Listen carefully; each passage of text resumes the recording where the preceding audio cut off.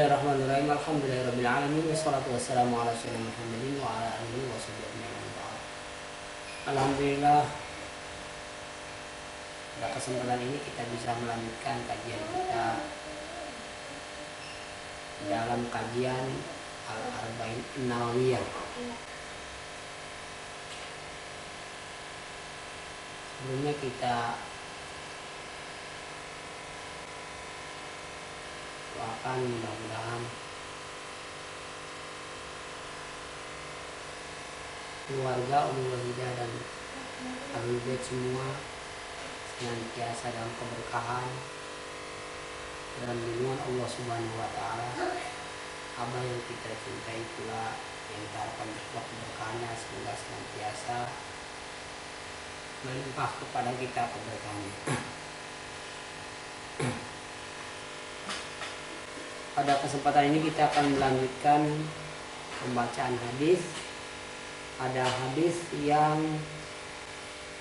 ke-9 kita melanjutkan. Namun kita akan ulangi karena di pertemuan lalu ini tidak sempat selesai dalam satu hadis ya, kita lanjutkan.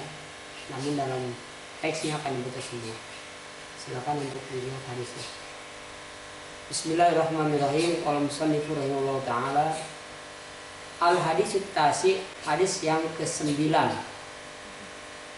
An Nabi Hurairah radhiyallahu anhu, Nabi Hurairah Abdurrahman bin Sakhar radhiyallahu anhu qala, sami itu Rasulullah sallallahu alaihi wasallam yaqul, "Ma nahaytukum anhu fajtanibuhu wa ma amartukum bihi fa'tu minhu mastata'tum. Fa inna ma alakal ladzina min qablikum kasratu masailihim wa ikhtilafuhum ala anbiya'ihim." Rawahul Bukhari wa Muslim. Hadis yang ke-9 yaitu hadis yang diriwayatkan dari Sayyidina Abi Hurairah.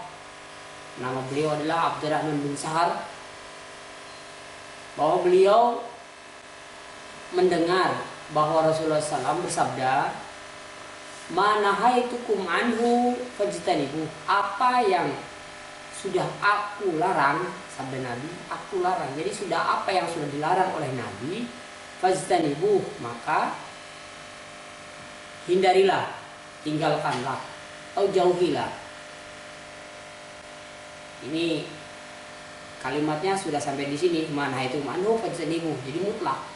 Apa saja yang dilarang oleh agama dari Allah Subhanahu wa taala melalui baginda Rasulullah SAW yang dituangkan dalam hadis Nabi dan disampaikan pula dalam Al-Quran, apa-apa semua yang dilarang itu hendaknya ditinggalkan, fajtanibuh, seperti itu.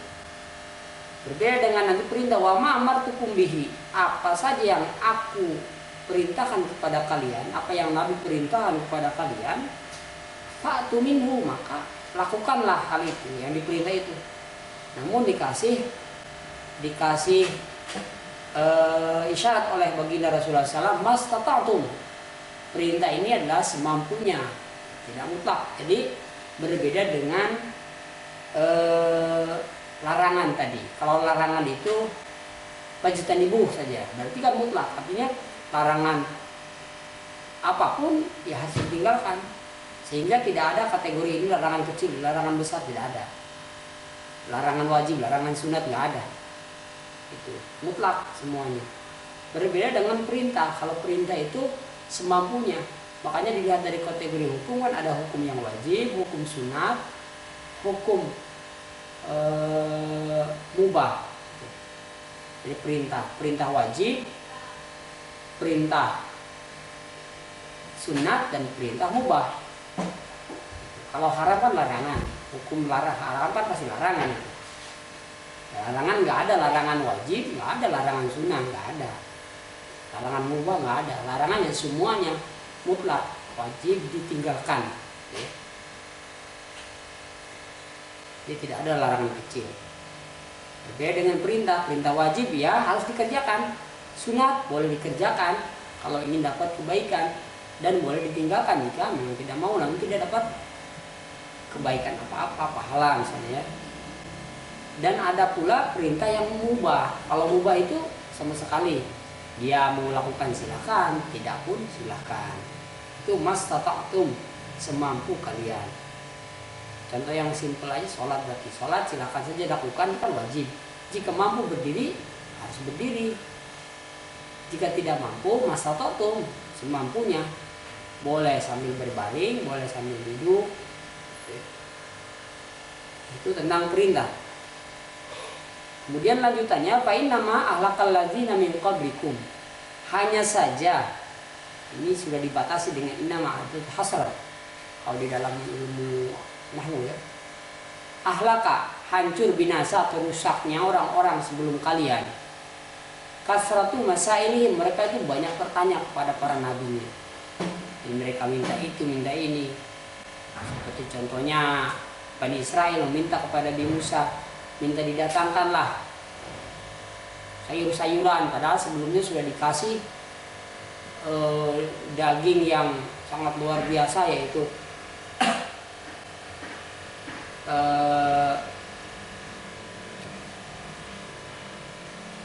kasih burung-burung apa istilahnya dalam Al-Quran itu, manna, burung manna ya. Kemudian dia dikasih madu yang namanya madu salwa ya.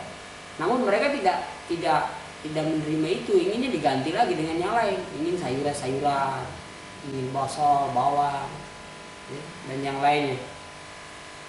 Akhirnya diberilah hal itu, permintaan mereka itu, sayur-sayuran tadi, dan diangkat pemberian yang istimewa yang awal itu madu dan daging itu diangkat oleh Allah Subhanahu wa Ta'ala.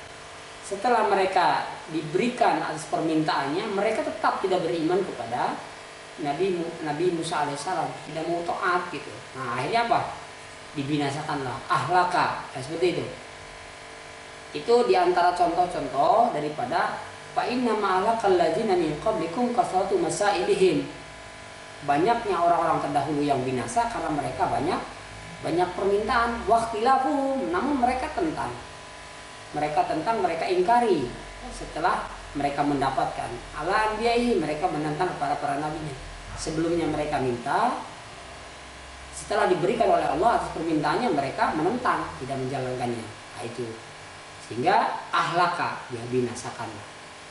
Artinya apa? Maksudnya digabungkan antara kalimat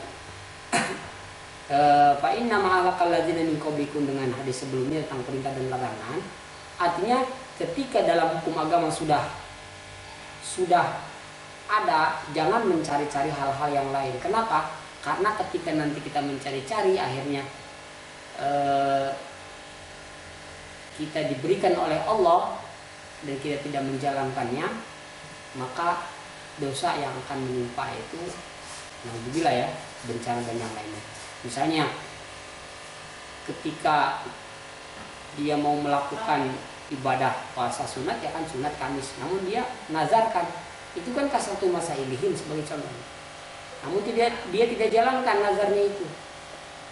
Jadi waqtilafu ala anbiya'i. Itu yang kontekstual yang bisa terjadi masa sekarang ya. Itu pembahasan hadis yang ke-9.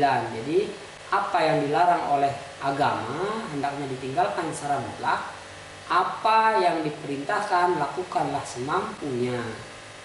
Kenapa? Karena banyaknya orang-orang terdahulu itu binasa karena mereka selalu meminta kepada para rasul, para nabi, namun setelah itu mereka ingkari setelah diberikan permintaannya. Jadi jangan ada dalam agama kalau tidak mau dijalankan. Kalau dalam Al-Quran wa in